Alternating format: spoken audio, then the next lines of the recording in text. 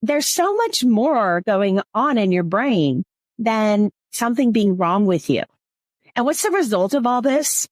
You're stuck in a loop of over responsibility, of over functioning. You're constantly juggling more than you should.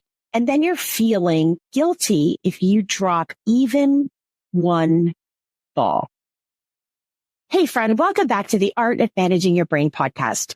I'm Dr. Charlie Hornes, and today we are diving into one of the sneakiest traps that ambitious women like you and me fall into every single day, the hidden burden of over responsibility.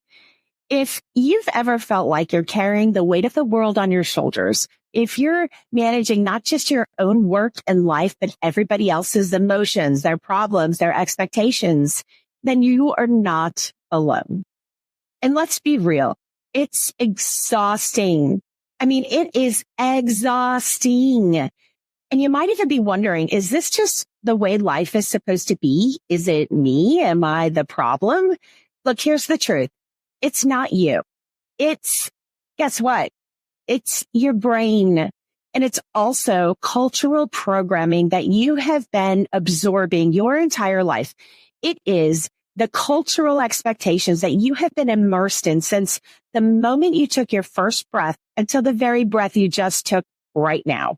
And today we're going to unravel all of this. So in this episode, we'll explore why your brain is tricking you into taking responsibility for things that are not yours. And we're going to talk about the silent cultural forces that keep women trapped in cycles of overwork, of guilt, and of burnout. And most importantly, we are going to tackle how you can break free from this terrible cycle today. So by the end of this episode, you will have learned the tools to stop overfunctioning, to set boundaries without guilt, and to finally start breathing again without that elephant sitting on your chest. So if you're ready to get started, then let's go. I'm Dr. Charlie Hornes, highly anxious people pleaser turned master certified professional life coach. Learning to manage my brain was so life-changing for me that I got certified so that I could teach these incredible evidence-based practices to you. Are you ready for massive change? Let's go. All right, but before we dive in, I want to share two quick things with you. First, if you are finding value in this podcast, would you please take 60 seconds to share it with somebody who you think might need it? A simple share can create a ripple effect of change for women navigating the exact same struggles that you are. Second, if you want to get to the root of what's holding you back, I invite you to take my free Thought Saboteur quiz at charliehornescoaching.com/quiz. It's like holding up a mirror to your mental patterns, and trust me, the clarity you're going to gain is worth it. You're going to discover, are you dealing with approval seeking, perfectionism, self-doubt? Are you an avoider? What is the saboteur that's getting in your way of success? All right, now let's tackle today's topic. Why you feel like everything is your responsibility and how to let go of what's not yours to carry. So let's start by understanding why this is happening.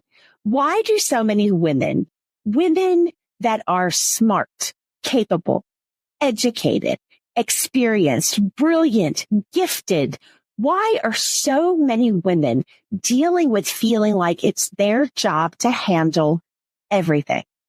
Well, there's tons of reasons, but we're going to focus on two today. So the first one is going to be about, guess what? Neurological wiring, about your brain. Right. So your brain is designed, as we've talked about many times, to prioritize your survival. And back in that lovely age we love talking about on this show, the dodging of saber-toothed tigers, it was human nature to take responsibility for the safety of a group. See, that made sense. It kept you in the tribe and it kept you from being dead. So when we fast forward to today, that part of your brain, the amygdala, the brain's alarm system, still scans for constant threat. But you see, the threats have changed. Now, our brain is interpreting things like a colleague's frustration or a family member's disappointment as danger, as life-threatening danger. And then this triggers stress hormones like cortisol. Oh, those are awful. They make you feel an urgent need to fix every situation, even when it's not actually your responsibility. Second is cultural programming.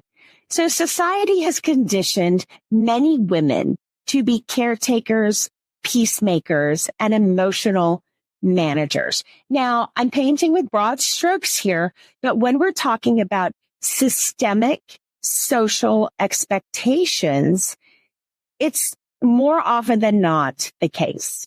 And from childhood, we're praised as women for being helpful, and we're penalized for being, quote, selfish.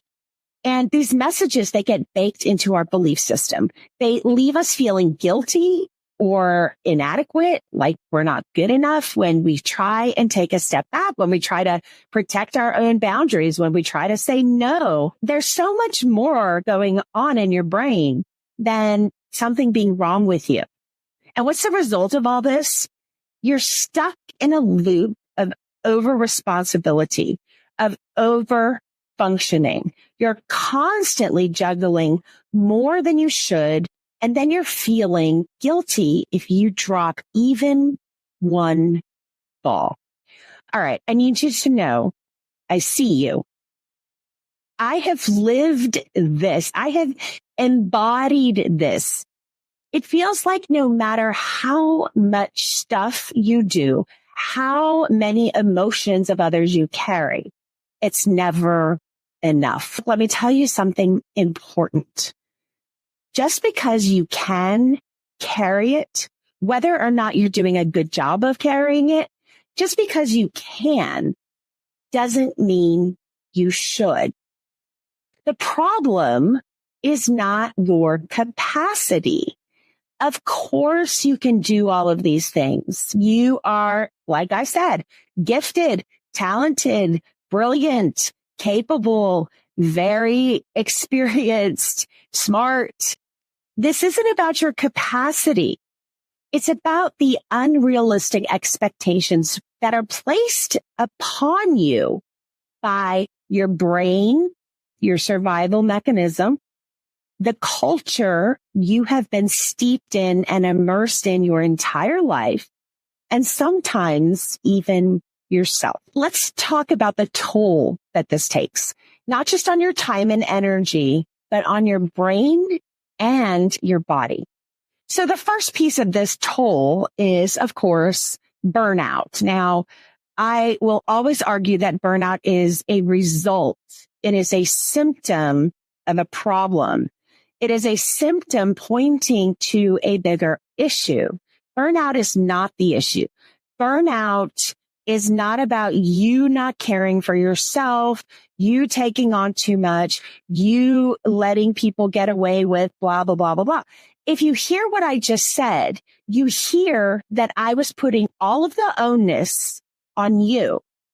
I was saying, you this, you that, you're not good enough, you can't this, you can't have boundaries, you don't know when to sit down. No.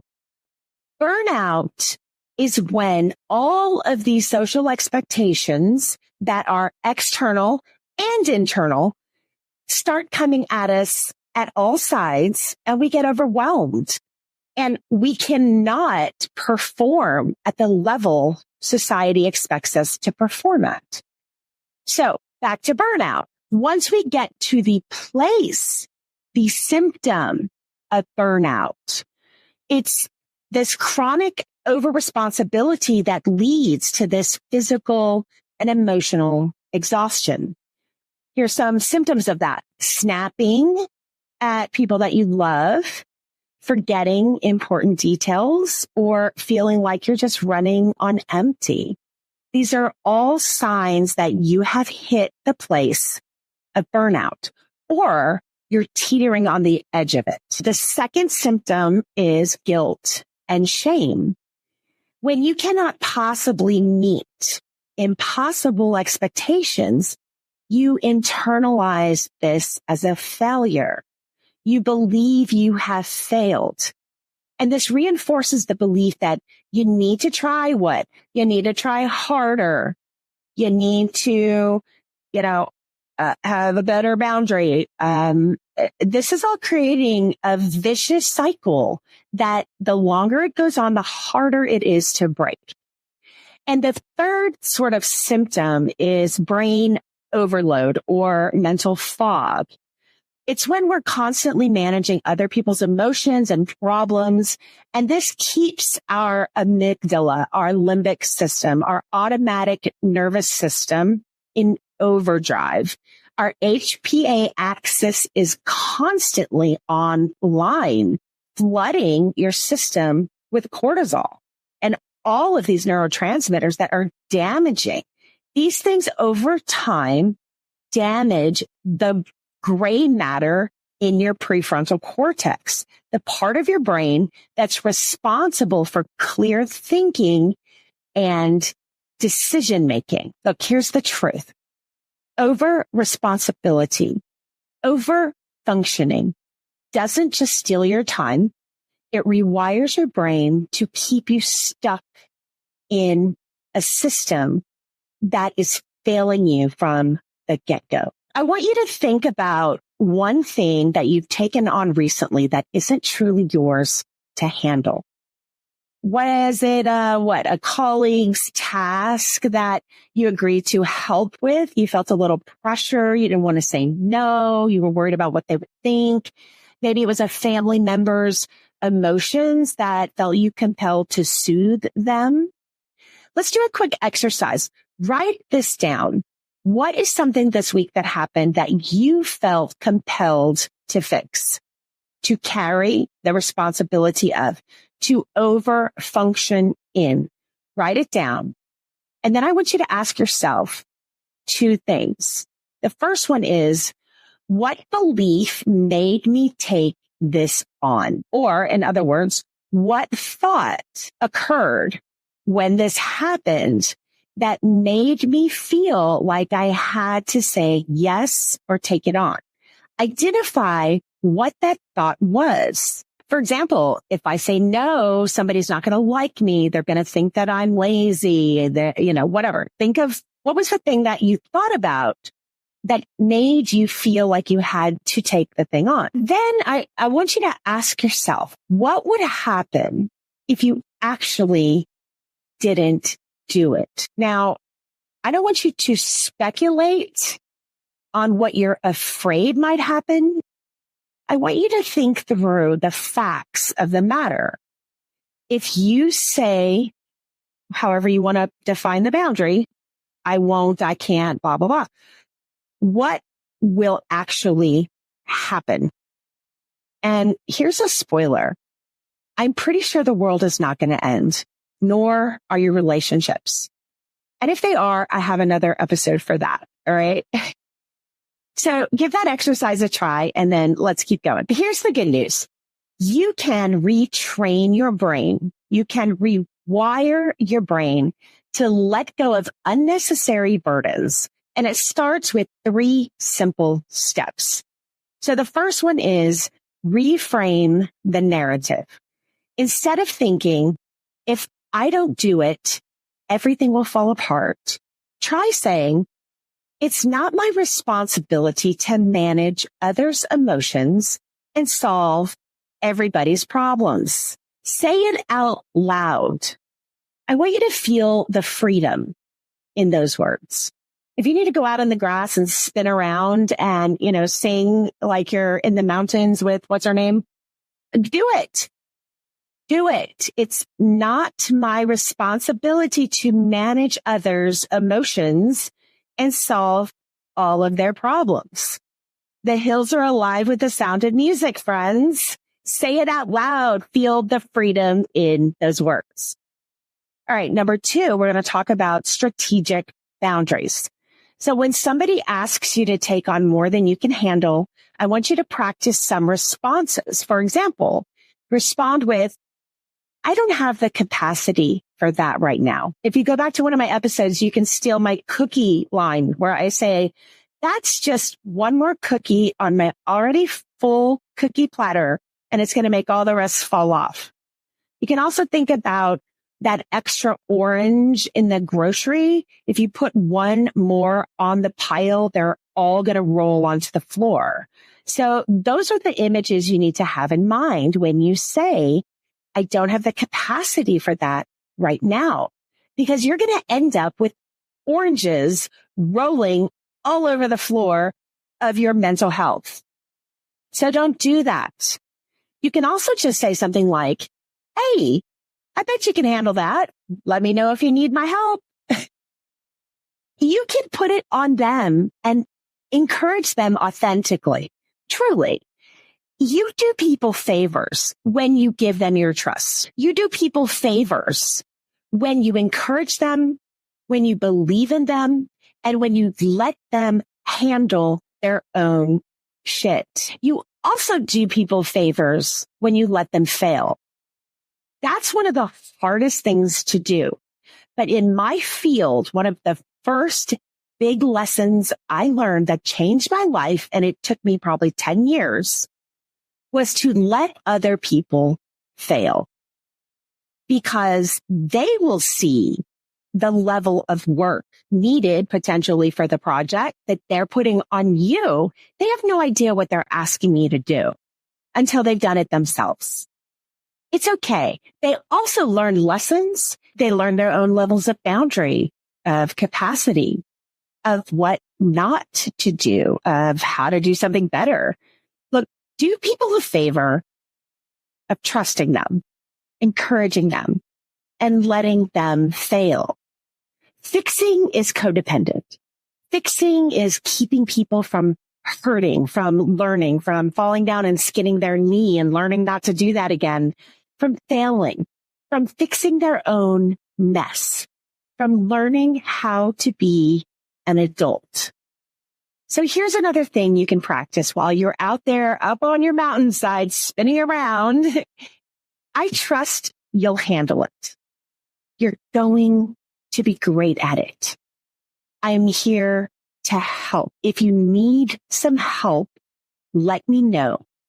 If you need my input, practice all of those statements. The third thing we're going to create is space for you. I want you to let go of one responsibility this week that is not yours. And you know what's not yours. You feel the resentment about it, the unease. You feel the nagging sense that you shouldn't have said yes to something, or you felt the pressure. And as I said before, resentment is lying. When you say yes to somebody and then you're pissed off about it, it's not their problem. It's your problem because you did it. And that's a hard thing to learn, because we believe, our brains believe, that other people are putting this pressure on us. They're doing it. It's their fault. We have to say yes. And therefore, it's them that are making us feel like we have to do it. But that is not true. That's a lie. And when you're not honestly authentic with what you want to do and what you are not able to do, you're lying to people. And then you're resentful, and that's not healthy. It is up to you to learn how to have the proper boundary, the healthy boundary of saying, I don't have the capacity for that. I mean, what are they going to do to you? Make you do more stuff that you don't have time for? If this is a work situation, let's use that as an example. If this is at work, I would start looking for another job, first of all, but a lot of us can't do that. And I've been there. But those people do not care about your well-being. That person that is going to give you a hard time for you saying no because you don't actually have honest capacity and you're doing something inauthentic. It's one thing if it's a job, right? Yeah, you know what your responsibility is and what isn't. We're talking about what is truly not your responsibility. So you have to begin to practice and build yourself that evidence file. Practicing, you can say no and the world will not fall apart.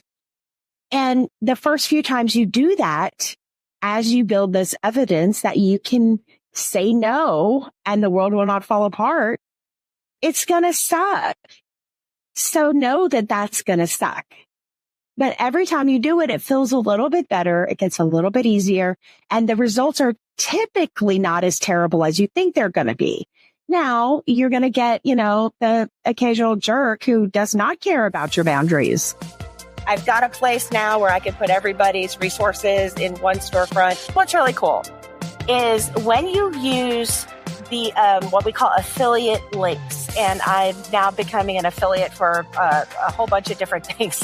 It's all on my website at charliehornesscoaching.com, and it's on the bonus resources page. What happens is when you purchase something off of that, a portion of it goes back to the show.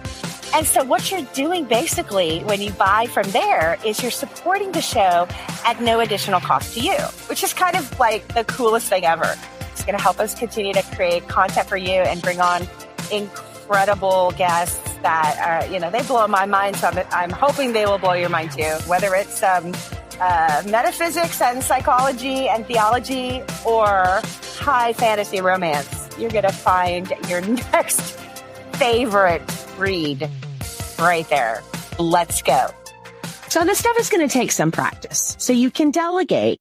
You can postpone things if you don't have a plan just yet, or you can flat out practice saying no. So go back and look at something this week that you have taken on that you know is not yours. And how do you know? Because often you're resentful of it. The resentment is a clue, and you feel resentment in your body. You're taking something on that is truly not yours, and you're missing a lot of opportunity. So you need to practice building that evidence that if you do delegate, if you do postpone until you have a better plan, if you do flat out just say no, the world will not end. And if people are mad at you about protecting your own space, your own sanity, your own mental health, your own boundaries, your own time, your own capacity, then that says something significant about them, not about you. Even if you're taking small steps like skipping an unnecessary meeting, not making a frivolous phone call, anything that, you don't have to do. Somebody else should be doing it, or they're putting it on you and you're just feeling pressure. If you're doing something because you're responding to your feelings, think about that. You're not doing something because of other people's pressure. You're doing something because of how you feel about your perception of other people pressuring you. That's a big difference. So just a small thing can create powerful momentum and give you that little piece of evidence to put in that evidence file that you're building of your successes. All right, we're going to start with a couple of action strategies. The first one I'm going to call the responsibility map. So I want you to draw a map on a sheet of paper. This is just going to be 3 columns, really. But you're going to draw 3 columns and you're going to label the first one, my responsibility. The second one, not my responsibility. And the third column, shared responsibility. Okay, 3 columns. And then I want you to think about a reoccurring situation where you're feeling constantly like people are putting stuff on you. It's one of those situations I just discussed where you feel outward pressure.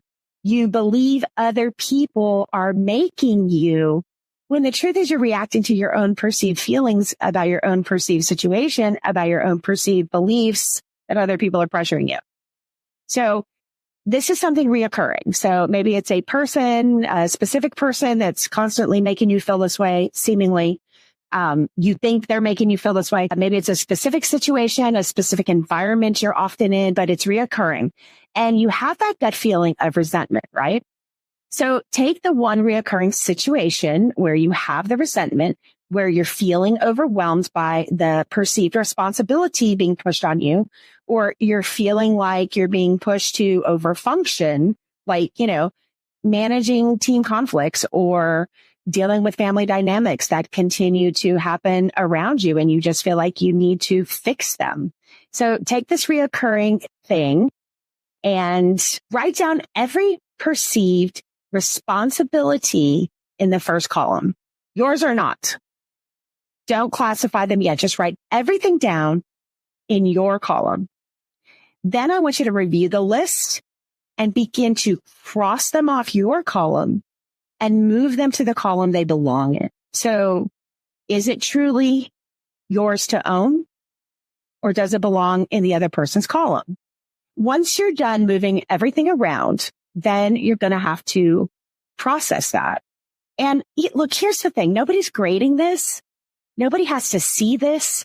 You don't even have to own the feelings of guilt that you may or may not have when you even consider saying it's not my responsibility and moving it to another column, crossing it out and writing it over there. You may have weird feelings about all of this. But you know what? You can enjoy crossing those things out. You can enjoy moving them to the column that they belong in because it's not truly yours. You know when you're resentful about the fact, So at least have fun with the experiment, right? It doesn't mean that you have to do anything about it. It just means that you're going to take a honest, authentic moment with yourself and say, this is mine. This is not mine. This we have to negotiate on. Authenticity with yourself is the most important thing. You don't have to do anything about this just yet, but be honest with you. And once you can begin that honest conversation with yourself, you could begin to get rid of all of that resentment that you're probably carrying around. It's just another thing that's going to mess with your mental health, your physical health, and your sense of peace, and ultimately your joy. All right, now let's wrap up this last activity. I want you to practice this every week with a new situation. When you do this, you retrain your brain, you rewire your brain to distinguish between what is yours and what isn't. We're going to do another strategy. Let's try what I call stop carrying the water. So when you catch yourself jumping in to fix, manage other people, their problems, I want you to stop and ask yourself, whenever you think about it, it doesn't have to be in the moment. Often it's very hard for us to do things in the moment, especially when we're just starting this work. Ask yourself, am I carrying water that someone else can carry for themselves? Are you carrying other people's water while they wander haphazardly next to you with light burdens in their arms? So reframing the thought would be our second step. It's not selfish to let other people carry their share.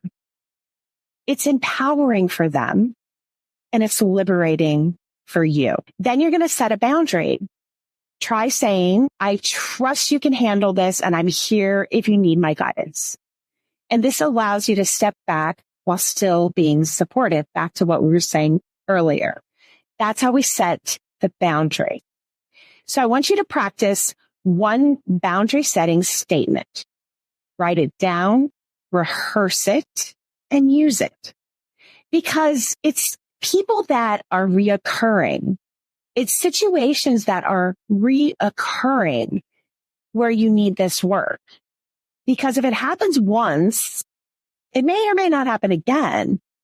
But if you're finding yourself in a situation of resentment, of stuff happening over and over again, this is a perfect example of what we're talking about. So start small if you need to, but say no to something that is low stakes and notice how it feels to release the weight. All right, let's jump into a little bit of thought work for this emotional freedom we're talking about this week. Now just get up on that mountain side and start spinning. Let's talk about the mental work that's required to shift from over responsibility to this emotional freedom that I'm talking about. So we use this thought work model. When your brain offers things like, if I don't do this, they'll be upset. Or it's easier if I just handle it myself. Your brain is going to spit this stuff at you, right? Your brain is responding to the situation around you, the circumstances, which is the C line in the model, the first step of the 5 steps of the model. Identify the circumstances, whatever that is to you. Then you have a thought about it. The circumstance is a fact that can be proven in a court of law. The sun came up today. You have a thought about the circumstance, and that thought creates your feeling. That is when your brain offers you those thoughts on the circumstance. If I don't do this, they'll be upset. Well, how do you know that? Truly, how do you know what other people are going to do? Are you a fortune teller? You don't know. And even if they are, it's okay for them to be upset. You have to give people the right to be upset with you, just like you get upset with other people. You don't get to go around this entire world being upset with other people and nobody ever getting upset with you.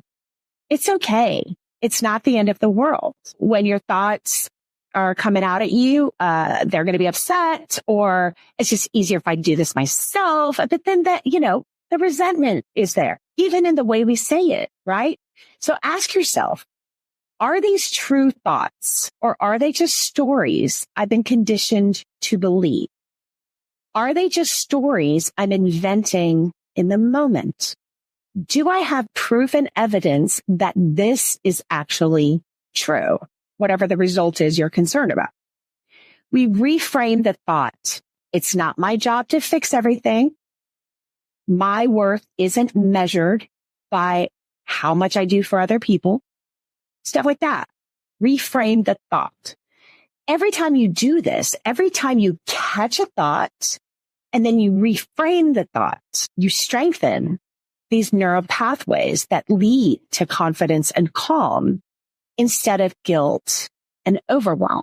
Humans are born with an insane number of neurons in their brains. They're not born with the connectors, the pathways. Humans create the pathways through a multitude of experiences, both bad and good, both adaptive and maladaptive, right? And that is how we begin to participate walking these pathways. And eventually they become very worn and we just believe them. And then they become the story of our lives. And they're not real. They're fabricated based on your experience, maybe the experience of the people that raised you. Maybe you had a happy-go-lucky, beautiful childhood, no trauma, no this, no that, but your parents didn't. And so you were raised with generational trauma that told you stories that you believe. It comes from all kinds of places, and there's other episodes that help unpack those things. Here's the last piece. I want you to think about how over-responsibility isn't just a habit. This is a pattern deeply rooted in your brain and in your culture. It's deeply rooted in the socialization you have been raised in wherever you were raised in, and this culture that you were brought up in with all of these different expectations, a whole lot around gender. The moment you start naming what it is by catching it, right? Identify and catch, and then reframe. And then you release what isn't yours. you set it back out into the wild because it's not yours. You don't need to be taking home a walrus. All right. You don't know how to care for that. And you're going to be pissed off about it. So don't do that. You're going to catch it, reframe it, and release it. All right. You take back your power this way. This week, I challenge you to go and let go of one thing that's not your responsibility, that you know is truly not yours. And trust me, the world will keep spinning. And if you really start to get good at this stuff, you'll be up there on that mountaintop spinning too. So I hope to see you over there. All right, friends, if today's episode resonated at all with you, please share it and maybe drop down and leave us a little review. We would really appreciate that because your support gets our word out there, jumps us into the algorithms, and it helps more women find this work and get out of these awful cycles. And don't forget, I invite you to take my free quiz, the Thought Saboteur quiz at charliehornetscoaching.com/quiz. It's a quick and powerful step towards managing your mind and reclaiming your life. So thanks again for listening. And remember, you are more than the expectations that are placed on you. You are a force of nature. You are powerful. You are fierce. And you have the power to choose what truly matters to you. All right. I'll see y'all next week. Thanks for tuning in. Bye.